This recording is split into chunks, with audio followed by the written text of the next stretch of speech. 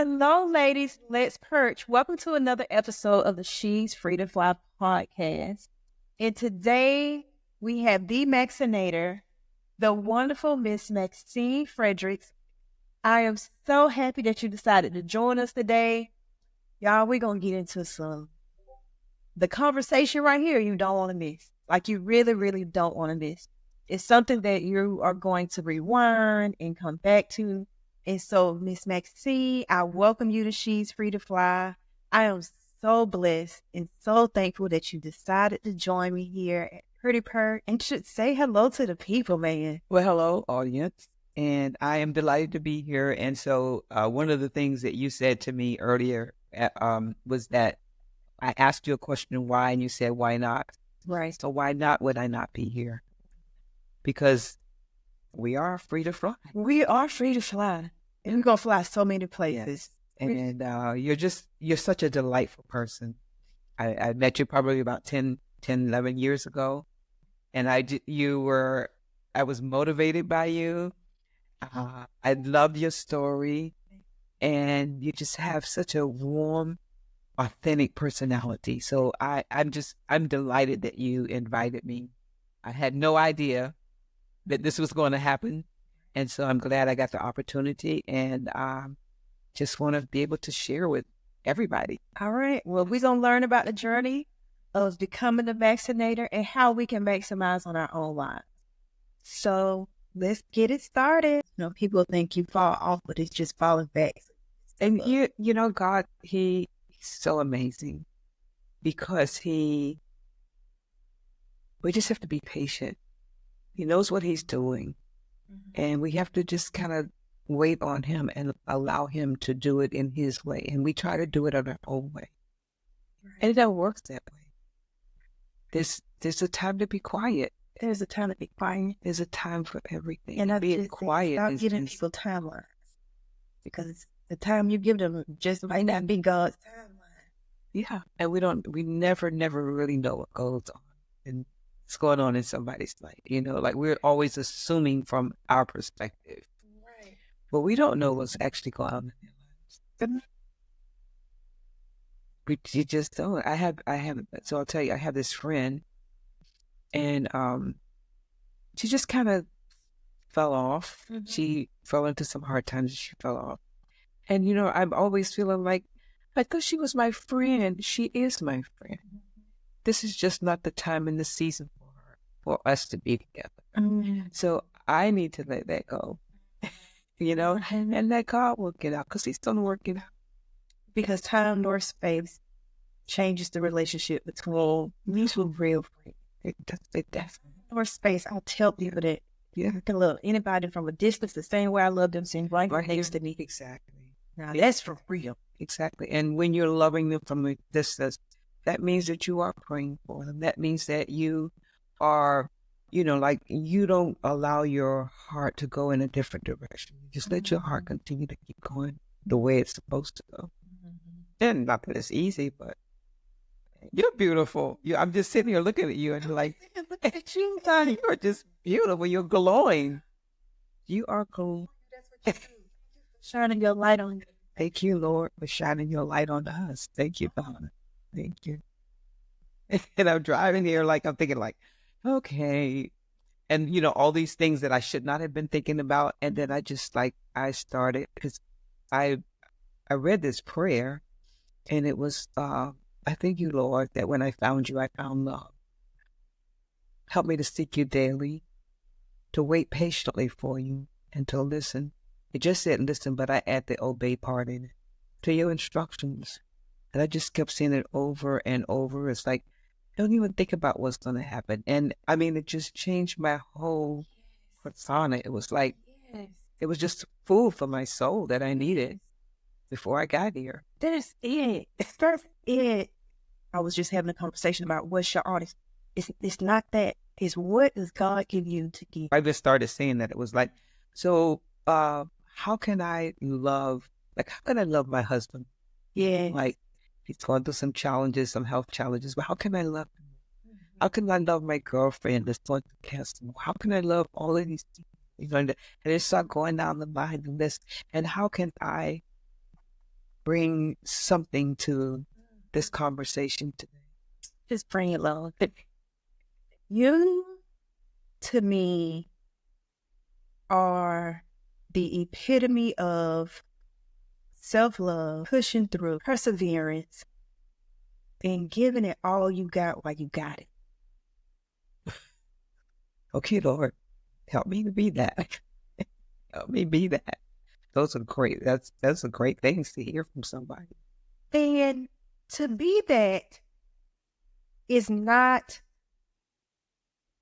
that you are all that. Even if I say that for me, I'm not all that all the time. Mm-hmm. But to show up and give it your best self. That's a great compliment. Thank you.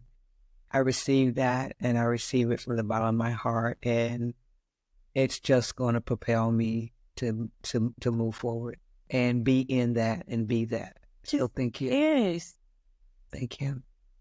I mean, God knows what you need when you need it, and I needed that.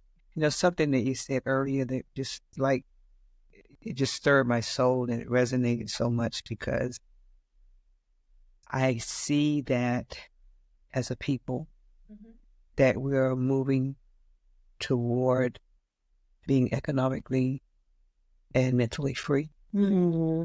And that, you know, like I just long to see the day when we get it together, and it's coming, that we are doing the things that were meant for us to do, because we're no longer in bondage. We're just freeing ourselves. You know, there you know, I have friends that are still kind of bound, but that's just where they're supposed to be. But I just see so many of our young people just coming out and just doing those things that so many people fought for us to be able to do. Right. And not just on a, you know, a scale here in America. I see that it's happening, you know, like all over the world. And I see that I truly understand now the roots of being from Africa, and the importance of the richness and all the blessings that God gave us there. And that's where we started, and that's where he started us. That's where the world started, really. And he's just slowly but surely just opening our eyes and opening our hearts to be able to accept what he has for us and to be able to use it fruitfully, forgetting about the past, but moving forward to the future so that everybody benefits from it. Right. Just do it. Because we can do it. Oh, absolutely. And it doesn't take what we thought that it takes. No. And it's not the things that do it. No. It's not. It's all in here. It's the love. It's the love. Yes. And connecting with love and meeting different types of love and the exchange of love. Right. And I remember, so you stay in St. Thomas on? Yeah, I'm going back next week. So how often do you go back and forth, and how does that work? And I ask because my ultimate goal, I don't know why I say Costa Rica right now. God might have something else planned, but I won't stay here permanently. I hear you. Forever. Right. I wasn't meant to. Yeah. So that's why I ask. Okay. I try to stay there as much as I can. I'll have to show you pictures, but when I wake up in the morning, you know, I'm looking at the ocean and there's a peace there. You know, it's one morning I woke up and I was sitting outside. I got this little exercise space that I have, and it was like, yea, though I walk through the valley in the shadow of death, I'll feel no evil because God is with me. But he maketh me to lie on green pastures, and when I look around, there's nothing but green surrounding me, right? And then he leads me beside still water, and then there's the ocean. The ocean goes so far from where I'm sitting that the ocean and the sky meet. And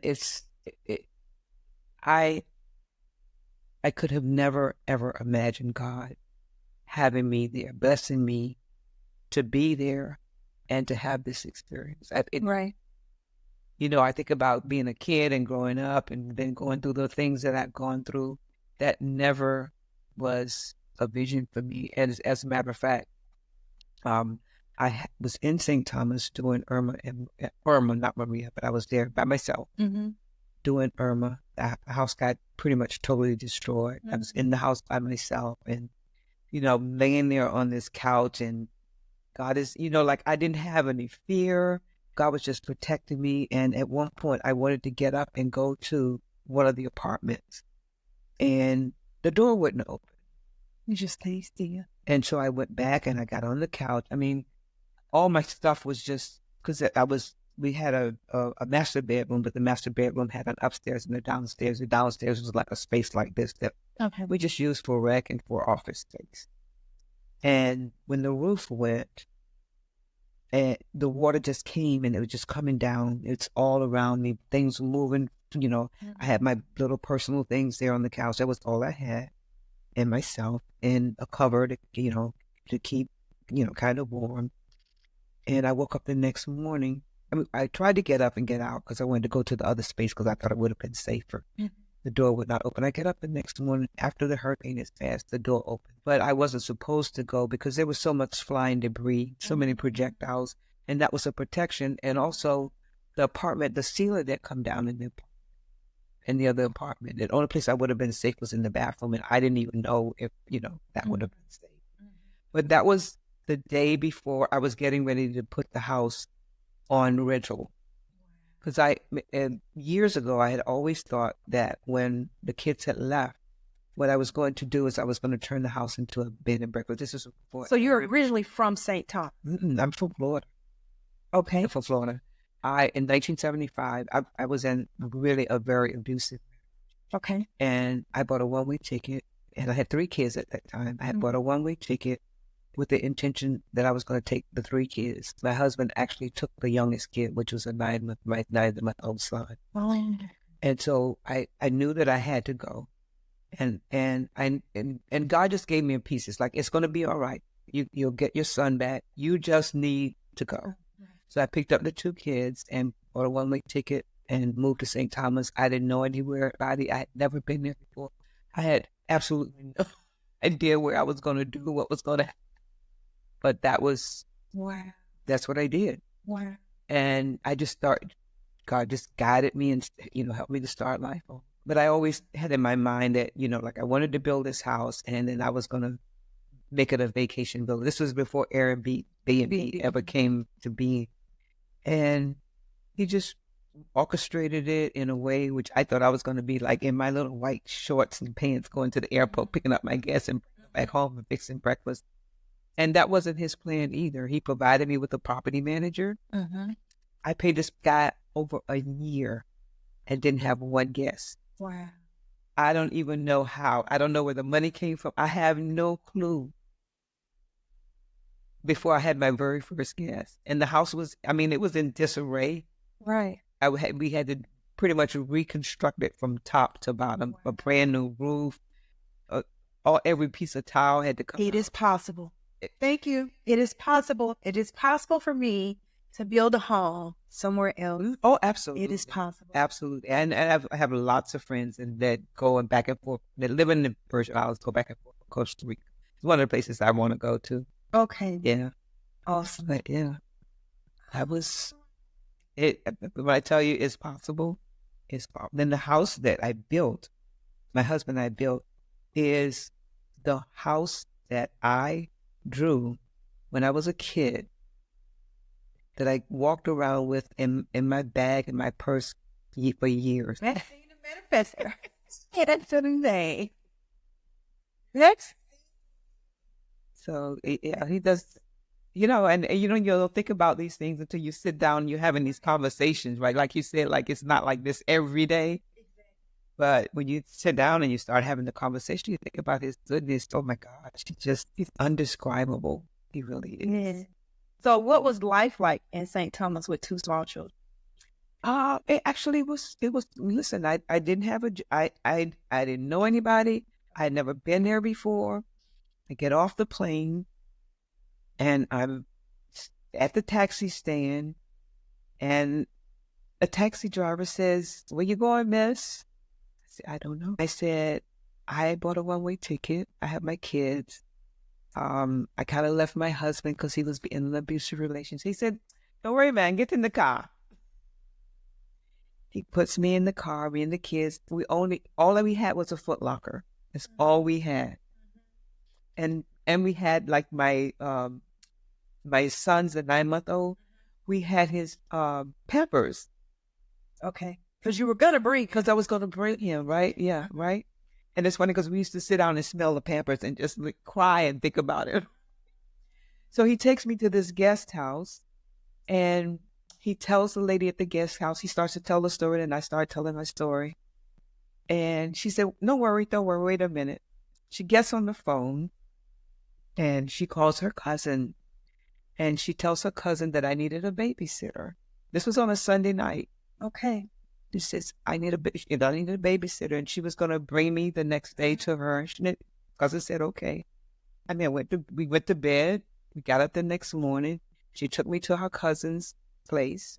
So now I have a babysitter. Not only have a babysitter, I have two babysitters because she had a cousin. Then they lived together in this space. Right. And so I had a babysitter for the kids because I had to figure out how I'm gonna get a job, how I'm gonna get, And so the kids and I left there. This was a Monday morning. And then I went to the unemployment office. So there's a park across the street from the unemployment office. And I set the kids in there, I gave them a talk, don't talk to nobody, don't go anywhere. Now, at this time in 1975, St. Thomas was like it was probably in 1950 here. I want to be quiet. So I sit the kids in the park. I go over to the unemployment office. Nobody is but me and the lady who was running the unemployment office. And so I sit down and I tell her my story, and I tell her, I said, I got two kids. They're over in the park. I left them over there. And I can always, in my mind, I always see her when I told her my story. It looked like she was in slow motion. She turned around. She had this red pocketbook. And she picks up the pocketbook. I could just see her in slow motion. And she picks up, she put on her arm, and she said, let's go. She gets up. We get the kids from the park. We get in her car. She drives me up this place called Bluebeard's Hill, to this hotel. So we go in the hotel, and she goes to the general manager's office, and she is talking to his administrative assistant. And she tells her my story. And as she begins to tell her my story, the woman said, no, wait a minute. She said, come, let's go. So we now go to the reservation office. There's a Black girl who's running the reservation office. She was from D.C. She had just moved to St. Thomas herself, too. And she says, oh, you have to give her this job. She said, we need her, and she needs this job. And she, so they tell the whole story. And then after that, now I got a babysitter. I got a job. Because my initial plan was I was going to teach, but when I got there, the teachers were on strike. So what am I going to do now? So you were a teacher before? Yes, I was already a teacher. Phys ed. Okay. Yeah. All right. Life is coming together. I get it. So you were teaching physical. Okay. Yeah, I was teaching in Florida. I taught in Florida in different places, but when I left Tampa, I was teaching. Okay. All right. So my thing was when I got there. Oh, life's going to be okay because I'm going to get this teaching job. But I didn't get it because the teachers were on strike. Okay. So what do you do? Right. So that's why I was in unemployment office. Okay. And so now I got a babysitter. Now I have a job. Not only do I have a job, but I didn't have to work. And I didn't really have any money. I think I had $500. And for 25 cents, and 25 cents was just the tip. I could eat lunch at the hotel every day. Right. And so we get back in the car, and we're going back down the hill, and I'm thinking she's going to drop me. But then she takes me to this apartment complex building. So she goes in the apartment complex. The apartment complex was situated so that there was a fabric store below, and the apartments were up above it. So you would go through this little gate, go up the stairs, and go to the apartments. Okay. And so she's talking to the guy there, and she's telling him my story. And he says, oh, no worry. We got an apartment right here upstairs. This is before 5 o'clock. And how your spirit goes. I didn't even have to speak for myself. You see, I'm in sheer amazement. I'm like, to anybody who's listening and can't see, I am just in sheer shock and amazement. And I'm in awe of God's power and your obedience and your perseverance and your presence, because you have to have a certain presence and a certain energy for people to receive you and want to help you. Right. Yeah. That is necessary. And I come from a praying mother. I tell you, a praying mother. I come from a praying. I mean, I'm praying 2:00 in the morning, 3:00 in the morning, on her knees, not getting up. So, I mean, praying to she had a plastic bottle that she had cut the top of where she would, and when that's the kind of mother that I grew up with. I mean, we lived in a neighborhood. We live in a neighborhood where you could walk up the steps and walk right into her house. She'd never locked her door. She never walked her door. Nobody ever in the neighborhood would even think about coming in the house, because if they came in the house, all she would do is say, "Let's pray." Because everybody came in the house, you had to pray. Everybody. So she released me back to God to let him do his work. Let him show me what kind of work he can actually do in your life. That's right. I tell people, my baby does not belong to me. She belongs to God. I gave her to God a long time ago. Yeah. I was worrying about my son last night. I was like, "What you worried about him for? You already prayed. You prayed for him before he even got here." Lord, catch them when they fall. There you go. Just catch them. Yeah. They're going to be all right. And so now, 5:00, I got a babysitter for my kids. And if I go to work, day. I got there Sunday. This is Monday before 5:00. I have a job, a babysitter. 2 babysitters. Yes. And an apartment. They don't have no furniture in it, but that's okay. Because in our little Foot Locker, we had blankets, and that's what we slept on. We were fine because we were safe. We weren't in an environment where it was cold. The weather was beautiful. And I would get up in the morning, drop the kids at the babysitter, because I hadn't gotten them in school yet. Drop them at the babysitter, and I could walk to work. It was like a 15-minute walk up a hill. And when I tell you, it was I could smell every smell, all of the nature. Everything was green, bougainvilleas, hibiscus, just walking up that hill. I walk up there every day, walk back down every day. I would wash my clothes that I had on, because I probably only had like 2 or 3 outfits. I would wash them every night, hang them out on the porch, let them get dry, wear them the next day, And I was so happy. And you were at peace. I was at peace. I no longer I have to worry about my back. No longer did I have to worry about the beatings. Like, it was like this was heaven. And it really is heaven. When you live like that, it's heaven. Yeah. So I finally eventually got the kids in school. And the husband and wife that owned the fabric store, when the kids got out of school, they would go to the fabric store and they babysit my kids every afternoon for over like 2 years. They would make them get their homework done. They were in a safe environment. I mean, to this day, whenever, and they just like, "Where are the kids? What's going on?" Right? It was. They were part of their family. Yeah. And they kept those kids, and it was just unreal. It's unbelievable what God can do. And they don't, like sometimes when you have to wait, you're not waiting because he doesn't have a plan for you. Right. It's not what he has ready for you at that moment. Because if he could do all of that in one day. If he can do all of that in one day. What can he not do? And so the lady who got me the job. I got to register that because I need to go back to that. If God can do all of that in one day, if God can provide housing, safety, support, financial in one day, what can he not do? Yeah. Okay. And then the lady who took me there, her name was Angie. She, every now and then I would go home and then there's this big basket of fruit and provisions that she would just leave in front of the door for us. It's just See amazing. how people don't thank God real. Oh, I don't understand how some people do not believe that God is real. yeah. And then later on, her sister actually was principal of the school where my daughter went. Okay. Right? And not only that, my husband's mother, they actually migrated from the British Virgin Islands to St. Thomas. My husband's mother came on the boat with them the first time they came from the British Virgin Islands to St. Thomas to live. Really? Full circle. Full circle. Wow. So your children are pretty much in their native land.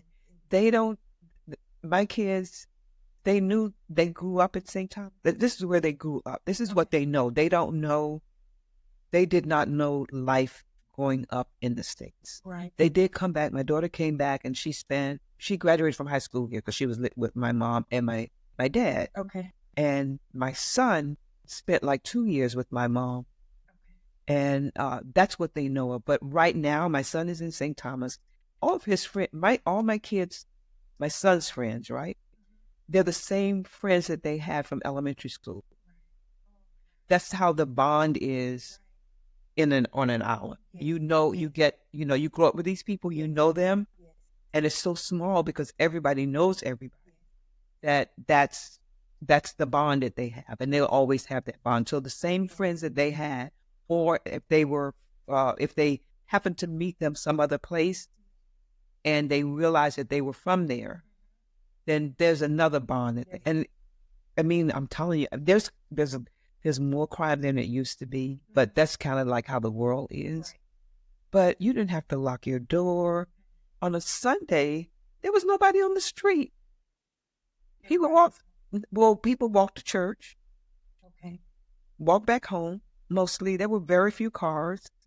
There was no major highways. There was none of that going on.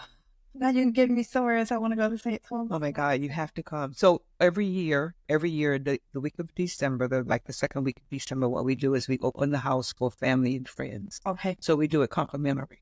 Okay. So it's like a 10-day stay, and it's like a come first serve. So what happens is that we invite people, the first people who say they're going to come. We don't know who they're going to be. Me and Mariah Jackson are coming. We are on the list. Mariah, I'm signing us up, family. We're going to be gone the first week of December. Right. Well, okay, because I have another friend, Sandra Jackson. She wants to bring her daughter. Okay. And then I have another friend who says she's coming. But we just, like the first people that sign up and say they have their tickets and we...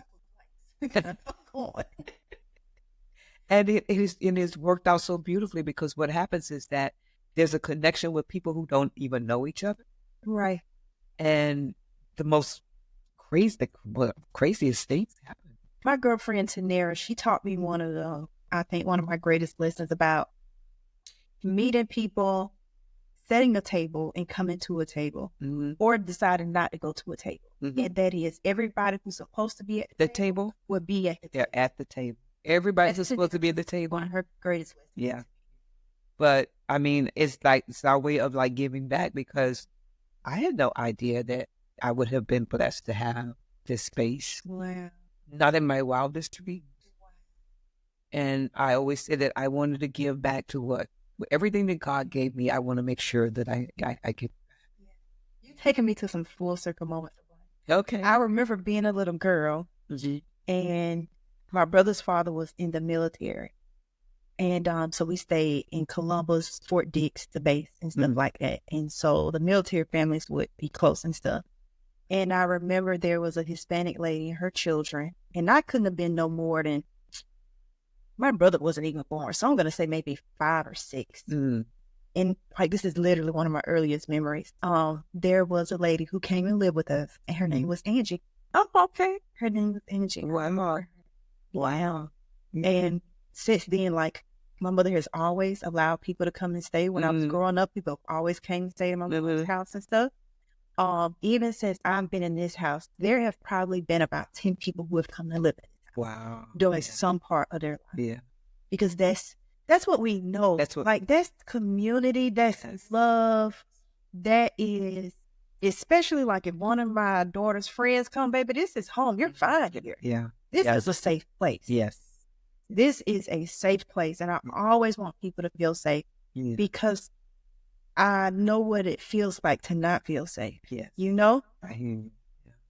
I know what it feels like to not feel safe. I know what it feels like to not know if my mother's going to live the next day. Like, I know what that feels like. So, if anything, I believe in love and safety. And so what happens usually during that 10-day period is usually my birthday. So I always get a chance to celebrate my birthday, and we, we invite our local friends from the island to come and have, spend that time with us. And it's so funny because people, they go out and shop, like they kind of buy their own little stuff. And then the next thing you know, everybody's fixing food for everybody else. So we have a main house and we have an apartment, and then we have the space where I told you that the hurricane messed up. I made that into an apartment for just my husband and I. Actually, there have been times when there were 4 of us in there. It's probably the size of this room. It's probably not even bigger, right? But we fit in there. My son was just there last night, and that's just how, I've always wanted it to be, because I didn't grow up with a family. I didn't have like a mom and dad, and that was the one thing that I really wanted. Okay. And that's the one thing that in my heart was I always wanted to have a family. Okay. And then God blessed me with a family. And sometimes I'm not as grateful as I should be. We got the family. But yes. I have a family, but I also have a family of friends that is second to none. Yeah. And we get to create our family. Yes, we do. We do. Just be so thankful. Yeah. And all kin folks are not skin folks. That's right. That's right. You just never know who God's going to put in your life. And He puts the right people in your life for the right reasons. Right. It makes you want to be a better friend. It does. California, I went and got me some breakfast, and I'm looking on my Ring doorbell. There's flowers being delivered to our house. I'm like, who's sending today? Today. And it was her sending me flowers. I'm like, oh, this is yes. Yes. I'm so thankful to be loved. Yes. And I will want to take more opportunities to love others. Yes. Me too. And, and I keep telling myself over and over, Maxine, it has to start right in your house. Right.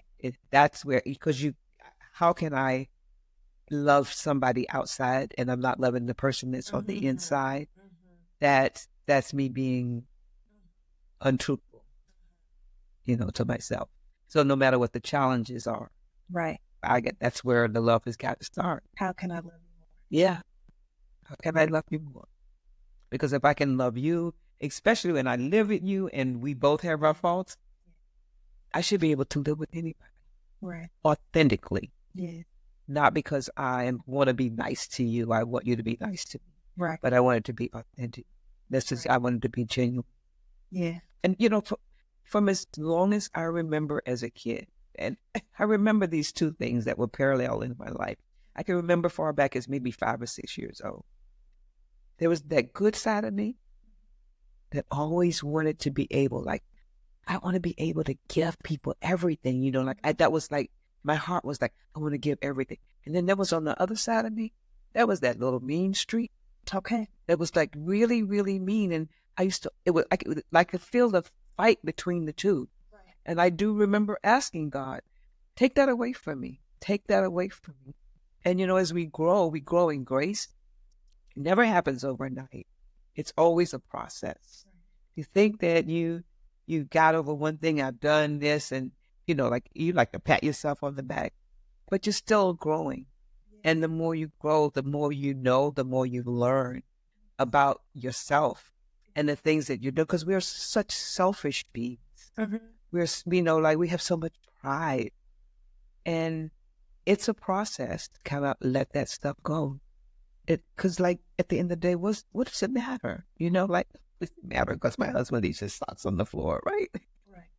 It agitates me, but it's a pair of socks that's on the floor. And you know what, Maxine, you could go and pick them up if it bothers you that much. And those are the things that, that I've learned and that I continue to learn. They're hard for me, and I tell them all the time, I said, I know I get on your nerve. I know I get on nerves. My husband is a really, really quiet guy. Okay. He doesn't say anything. You know, I'm the one that's like, why you do this? Right. Right. Right. Why you do that? Why you do that? Right. And I know that it's nerve-wracking because my mom used to be a nag and I used to didn't like it at all. Right. I catch myself doing it. And so I'm, you know, like I ask God to change me, change my heart, oh God. And I can feel the tenderness, you know, the things that used to bother me so much. And I thought, well, just how could you do this? I find that they're not there anymore. I don't have the heart for it anymore. I remember I used to argue with the kids about the dishes. And one day I told them, I said, when you all clean the kitchen, it lets me know you love me. Because I love when the kitchen is clean. Right. Yes. Yes. And it's that. I know. You know what? It's sometimes it's all the conversation. It's the conversation. Nobody know. We don't speak up about the things. We kind of hold them in because that's a way for us to keep the anger on the inside of us. Instead of recognizing that, hey, maybe this person doesn't even realize what's going on. Right. You know, like turn that loose. Be real. That's anger. That anger starts to build. Then you get angry about something else. And then it just builds on and builds on and builds on. And it also works the other way. Because when I start to be kind and I find things to be kind about, I become kinder and kinder. And I always say life is a practice. Practice, I used to say it makes perfect, but you know what practice makes? It makes it permanent. Practice makes permanent. Because I heard that. Practice makes permanent. Because what you practice, you know, look at you. Look how beautiful you are. This isn't that you just got up this morning and said, oh man, I'm, you know, like I fixed my hair. I mean, yeah, we don't wake up like that. We got to work on it. Every day we have to work on it. Some days are better than other days, but that's okay too. As long as you get a little something in each and every day, that's working toward it. How do you begin to break down the negative false beliefs that you have about yourself? Prayer, and getting in that word. Prayer. Over and over. So just keep praying. Just keep on praying. That's what I'm doing. I'm praying and I'm writing it down. Just, you know, that's what, you know, changes it. You know, I had a injury. So the right side doesn't work as well as the left side. And, you know, I get embarrassed about it. And I feel like inadequate. But the only way that it works as well as it works is that because I have to practice every day, I have to do something toward making it feel better. And then so when I don't feel good about it, like I can get in a slump. But if I start to pray and I start, you know, looking toward God, it takes my mind completely off. Okay. And it's prayer changes everything. Okay. My mom used to say this thing, pray, pray, pray. It's the only way. It really is the only way. It's the only way. It's the only way. It's the only way. We can pray. You can pray yourself out of anything. I ain't know, y'all. I didn't know. I was just obedient. I'm just telling you, I did not know. I was just obedient. That's what it's all about. It's all about obedient. Yep. And realizing too, y'all, Miss Maxine is 77, and her right side worked better than my left, right, top, bottom, the front side, the back side, inside and outside. I just want y'all to know. Oh, see that? You know how, like, I, you know, like I fret over it and I go, and it's like, but you still can get up. And there are things that I have determined that I don't want to do. Okay. I don't want to go to the airport and get in a wheelchair. Okay. Because I have these two legs. Mm-hmm. And I can, when they first call for babies and people who need a little bit more time, I just take my time and I get up and I go. So I don't have to really wait in line. That's okay. You know, God, He makes a way for everything. I don't have to have a cane. I don't want to have a cane. Okay. Because I didn't come here with a cane. Right. So why should I leave here with a cane? I came here flat on my back. I had to figure out how to roll over. Mm-hmm. I had to figure out how to get on my knees. get from my knees to my feet. Look how many times I fell. But I didn't give up. I kept on. If I didn't keep on, if I had not kept on going, you would be looking at me, crawling on the floor, thinking like, what is wrong with her? So like I came, that's why I'm going back.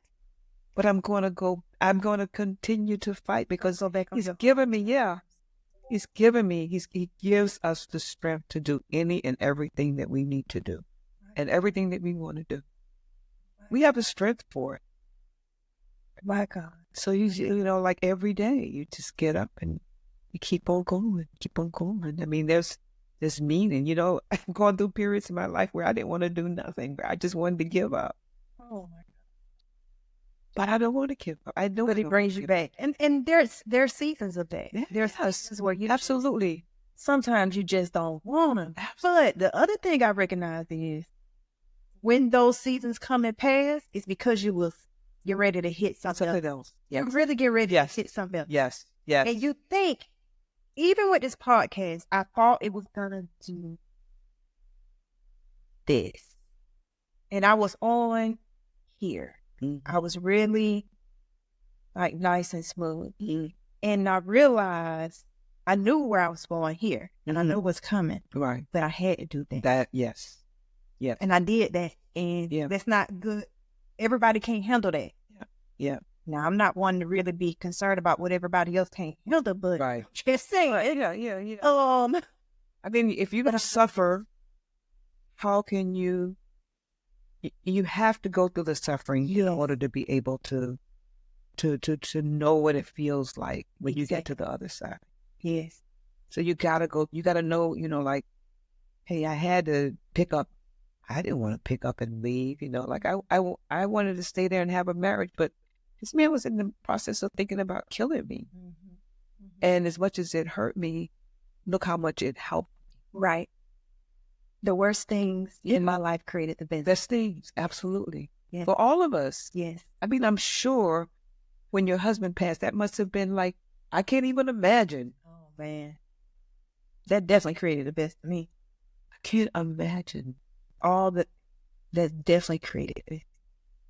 Yeah. And look at the smile that you have on your face now when you say it, you know, like, you know, you probably went through months and years of depression and hurt. And I remember your story. I remember you sharing your story. God is so amazing. He is. All I can say is just God is so amazing. And I think because he's given me a mind that I remember people's stories. I love stories. Okay. And I love sharing stories. And I love talking about people's testimonies. Right. Because to me, it brings life to me. Yes.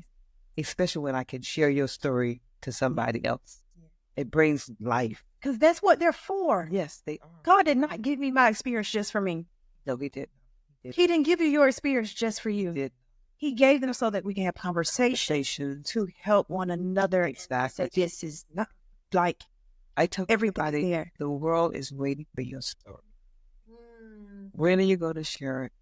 So we have to shift gears. Yes. Because you still have to show us how you got into fitness and bodybuilding and what you have done with your body and what the body is possible of doing and what can we be doing in our 40s and our 50s to preserve our body. The truth is, we already know. Okay. So I was mentoring some young girls.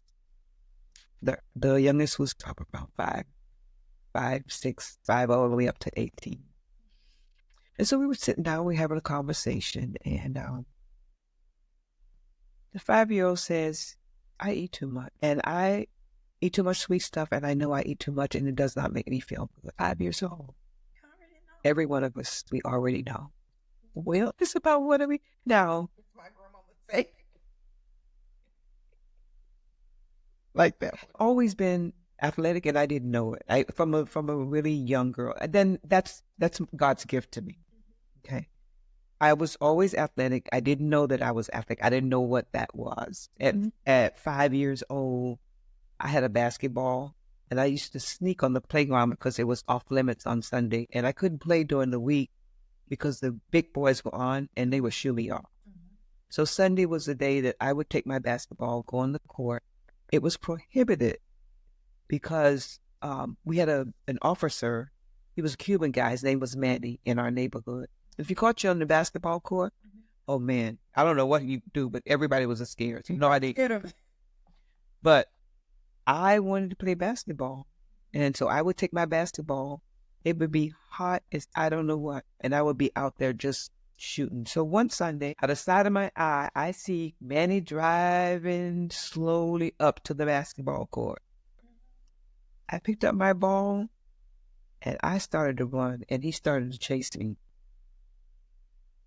And I ran. We lived in, there were old barracks, but they allowed Black people to rent the barracks out. Okay. So I ran through, I didn't have to go across the street or anything. I ran around the playground into the barracks where we lived, and I ran underneath the house. This guy's looking for me. I could hear him. So now I have outrun a grown man. So I stay under that house for about an hour because he's asking neighbors. I could hear him like, right. He never found me. That's when I realized that, you know, like there was something going on there, but I didn't know exactly what it was. Right. And so I started playing basketball, then I played tennis, and then I went to school with the intention that I was going to be a doctor. Okay. And like after my second year, I realized this is not really what I wanted to do because I was spending all of my time in the gym. I went to FAMU, and at that time, Jake Gaither, who was like the winningest football coach in the nation, I worked for him and his assistant coach, who was Pete Griffin. Okay. And so I was home. I was comfortable there. And so that's where I spent all my time. You know, like I would get bicycles and ride. I would just be by myself and I would just, you know, like work out. And I tried to get all my friends to go work out and they were like, doing that. But that was not their journey. That was my journey. And that was God's gift. And so I really had no intentions of actually going into bodybuilding. Okay. At all. And I'm here in Atlanta. I came here in 2001 for a 30-day deployment because I worked for the federal government. Okay. And of course, that lasted until 2016 when I retired, right? And everywhere I go, I would always go to the gym, just go to the gym and just will be working out. And I was at the gym and this older guy, at that time, he was like 75. Okay. But he was still competing. He was in good shape. He's an older white guy, right? And at first I thought he was just being fresh, right? And he kept saying, you know, like you should consider competing. And I'm like, no, I'm not going to do that. And he kept on. And one day he said to me, you know what? I'm not going to ask you anymore because I know you're not going to do it. But this is something that you really should consider to do. But I know you ain't going to do it. And when he walked away, I thought to myself, who does he think he's talking to? Right. I'm going to show him. And the next day I went and I got a trainer. And that's how the journey started. And you were how old at this point? I was in my 60s. I was in my early 60s. You started bodybuilding? Yeah. Yeah. You started bodybuilding in your 60s. But because I kind of played every sport that there was. Over. Absolutely. Put it tell you what he can do in one day. What he can do in one day. And so my first show, I was a total flop. I was so upset. I left that show and I was like, what am I going to do? And it took me about 2 or 3 days and something says, you know what, you could do this. You got to prove this to yourself that you could actually do it. And I made a determination that I wasn't going to stop until I got a pro card. Okay. And that's how I think I was maybe like 67, 68 when I got the pro card. But it took me that long to do shows, to continue to work out and post pictures so y'all can see just how beautiful of a whole thing is in. That's how I got it. And he's still my friend. You know, like he would come to my shows and he would bring me flowers. You know, this is the guy. I mean, this is a married guy, but he just believed in. Yeah. Yeah. Just believe. No one. Okay. So do you still compete? Yeah. I competed last year. I have a friend. I saw this lady on a magazine 20 years ago. Okay. And I was like, wow, this lady has got it all together. And so it took me about 10 years before I reached out to her. So I finally reached out to her. We became best friends. We work out together. She does a show. She's 70, I'm 77, she's 76. She's been doing a bodybuilding show for over 10 years. And so I try to do that show every year. I don't think I'm going to do it this year. And the reason being because I have not invested in eating like I should be eating and working out, because I just kind of like been back and forth here. But usually I'll just get in the zone. Last year, I was determined I was going to do the show. I did the show, had a great time. I'll probably go to her show this year and support her, but I probably won't do it this year because I'm not ready. Mentally, I'm not ready to get it done. But I work out.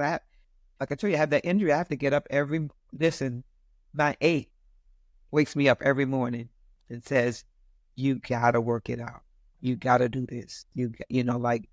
It's when you're hurting the most. That's when your body tells you no, or your mental tells you no. But your body is saying, this is what and you have to do it. And everybody has something that they can do that will alleviate any discomfort that you have. And you know what it is. Okay. It's just a matter of doing it. Like, do you do it? Okay.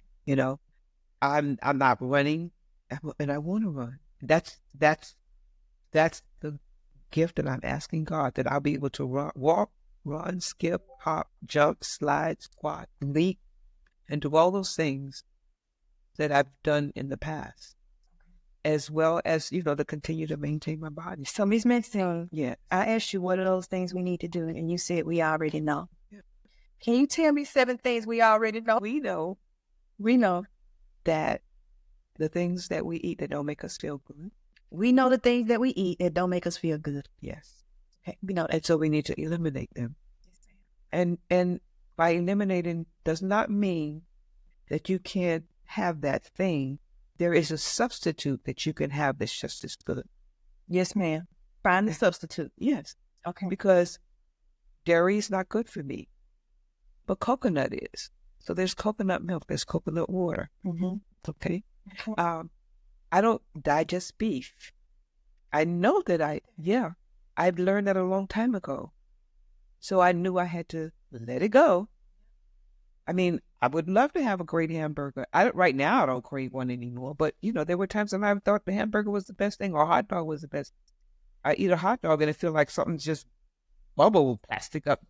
So Mariah has not been able to eat a hot dog since a little girl. Yeah. Yeah. So those are the things, the changes that we make. There are certain vegetables so well for me. I don't eat corn. I try not to eat corn. Because when I eat corn, it comes out just like it goes in. It's not. I like the taste of it. Yeah, it's not digested. Yes, the system, yeah. Okay. So that's eating and drinking the things that we know that are good for us. And what most people do is they will defy it and not be obedient. That's not being obedient to your body. Right. And you just go ahead and you do it. Yes, ma'am. Okay. So we know we have to exercise. Movement is the key. Yes, ma'am. Think about all the things that are inside your body, all your organs, from your eyes, your hair, they work on the inside, but they're continually working. Your hair's continually growing. It doesn't stop growing. It's moving. Every cell in your body is continuing to move. Your heart is beating as we speak. You have no control over it, but it's working. If it stops working, you are dead. Everything inside of your body continues to move. Yeah, your eyes would not be moving like this if there was not something in there that was making it make that motion. Your brain doesn't work just by sitting still. Your hypothalamus, that's the heartbeat of you. It's always working. So that means that we always got to move. And we have to, regardless of how we feel. we got to do it. Most people stop because they don't feel good. But if you do it, then you feel better. Yeah. You got to press through it. You got to move through it. You do it for so long. Yeah. And you don't even feel the hurt anymore because now you're breathing. And because you're breathing right, you've relaxed the muscles. Okay. You've relaxed all the nerves. Everything is just, it's coming to that calm place where it's supposed to be. Okay.